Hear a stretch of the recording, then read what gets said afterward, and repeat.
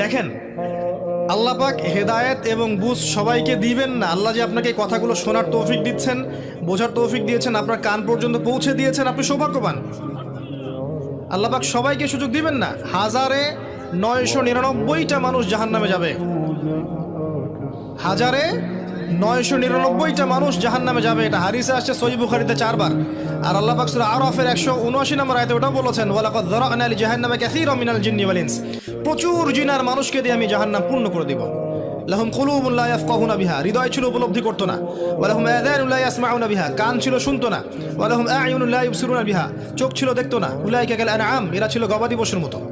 বাল হুম আদাল, বরং তার চেয়ে নিকৃষ্ট। উলাইকা হুমুল গাফিলুন। একই ক্যালকুলেশন, 1999 জন মানুষ জাহান্নামে যাচ্ছে। তো আপনি সৌভাগ্যবান, কারণ এই কথাগুলো আপনার পর্যন্ত পৌঁছেছে।